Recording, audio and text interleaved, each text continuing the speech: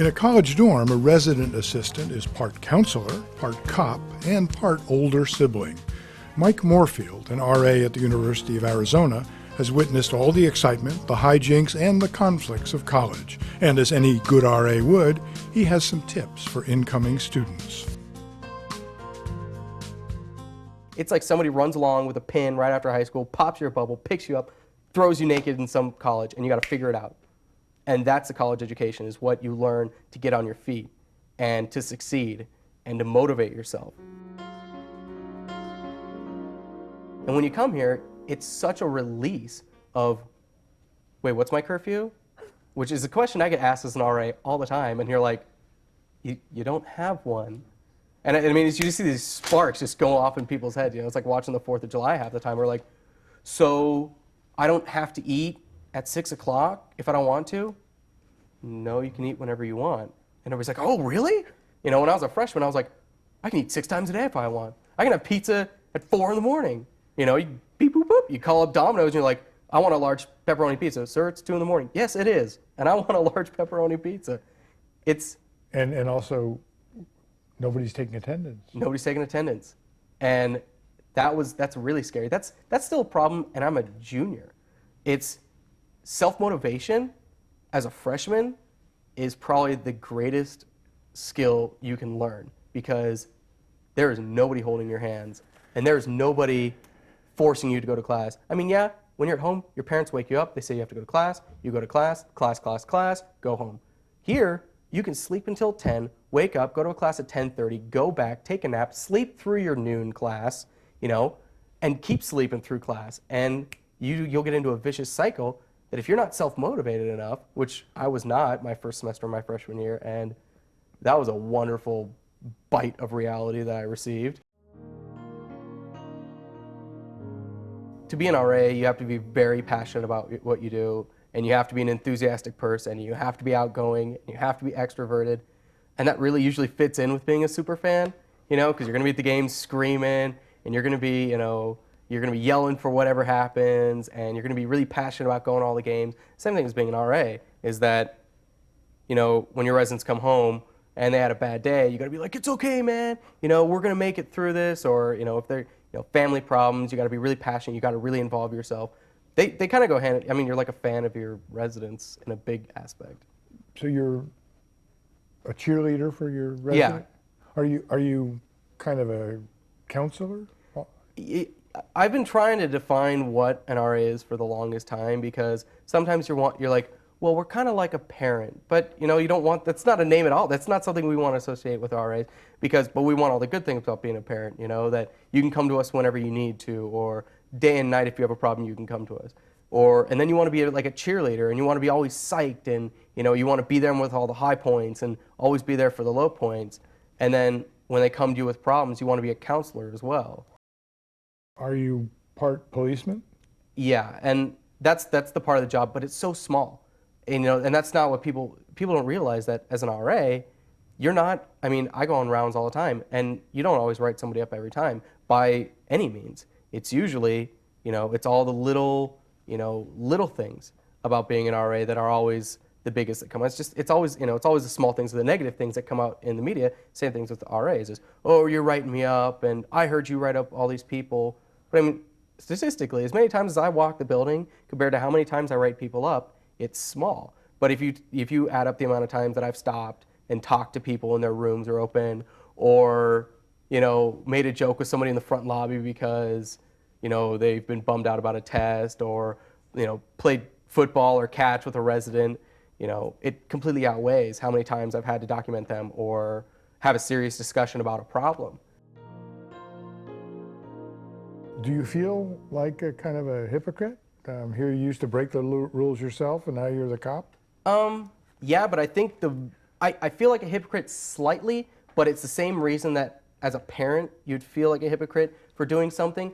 But I'm saying that the best way is, because of the things that I've done, it makes me a better RA, because it would be hard being an RA that doesn't understand underage drinking, or doesn't understand 5-gallon water balloons or noise violations. Because I've been there, I understand it, and that helps me deal with the situation. I'm going to document it the exact same as any other RA would. But when I follow up with that person or when I talk to that person, I can say, look, I took the same risks you did, and I knew there were consequences. And, you know, let's call it 50-50 shot or 70-30 shot, and you got caught, and, you know, I didn't. But, you know, that's just a consequence you know that you're accepting. So. You said zero tolerance. Absolutely. So if you catch somebody with alcohol, you write them up? Absolutely. There's no leeway because that's state law.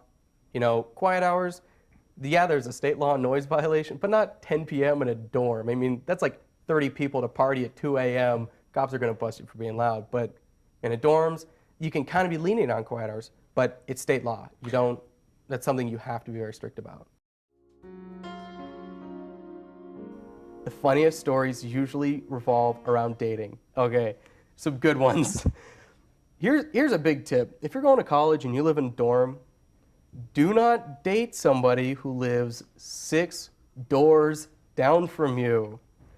If you want to make the biggest mistake ever, date somebody who sees you every 5 minutes, because they will know who's going in your room, who's coming out of your room, where you are, where you're going.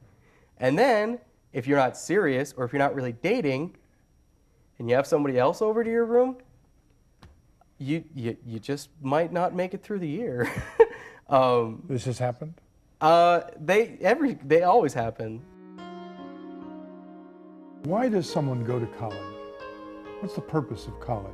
For me, the reason I go to college is because I am a sponge who loves to learn, who loves knowledge, who loves being. I think that the more knowledge you have, whether that's street smarts, college education, personal experience, the more knowledge you have, the more productive a member of society you are. And I want to be as productive of a member, I want to be as productive in society as possible. Did you mean knowledge in your major, political science, or classical music? Anything. Knowledge is knowledge. Knowledge is what makes you a more productive person. Knowledge makes you want to learn more. The more you learn, the more you want to learn. Well, there's a certain amount of stars in the galaxy. Well, why? Well, then you're going to take another class and learn about astrophysics. Or, well, Bach was a certain influential musician in this period. Well, why? Well, then you're going to learn about that period. Knowledge, it'll drive you to just want to learn. But knowing about Bach is not going to make you a better lawyer, is it? Doesn't matter. Sometimes being, you know, look how many political science majors there are working in administrative offices, or look how many classical music majors there are teaching biology class. I mean, it's just having that. It's, you know, college is one of those things where it teaches you to think for yourself, and it teaches you to self-motivate, and it teaches you to think outside the box. And that's you know, even though it made you think outside the box to think about Bach, it's the fact that you learned how to think outside the box. It doesn't really matter what you were actually learning at the time. I spoke with one student who said the best thing that happened to her in college was an identity crisis. She began doubting who she was. Yeah. Does that make sense? Absolutely. We've been forced into this, you know, this is you know, a soapbox in some terms, that we've been forced to fit into a mold of this is high school, and you wake up at 7:40 and you go to class and you learn about science and politics and math, and you're a well-rounded human being, and there's jocks, and there's theater people, and there's, you know, there's the nerds that study, and, you know, and it's really hard to integrate all that when you're in high school, and you've been forced, you know, to take certain things and to be taught certain ways. And you get to college, and you're meeting people, you know, even in your region. You know, it's like my region was it's like an upper middle class neighborhood where we're all very similar people. You know, we live next to cookie cutter homes that are all the same. You go to college, and I've met somebody from, you know, I'm in a program where I'm going to classrooms with a girl from Iran and somebody from Africa. I didn't get that when I was in an upper middle class school. And all of a sudden you realize, wait, aren't we all the same person? Aren't we all on the same idea? Don't we all have the same viewpoints? And, you know, it's like forcing all this information into a computer and then saying, all right, do a program right now. It's not going to happen. Your mind just stops. and it has to restart. And it takes in all this information that you had, and you're like, all right, maybe this isn't the mold that I have to fit into. You know? And this is a good thing? It's a great thing. Because if we all didn't have an identity crisis, we'd all be the same person that we were when we were 12 years old. Mike Morfield graduated from the University of Arizona in May 2006 with a BA in political science.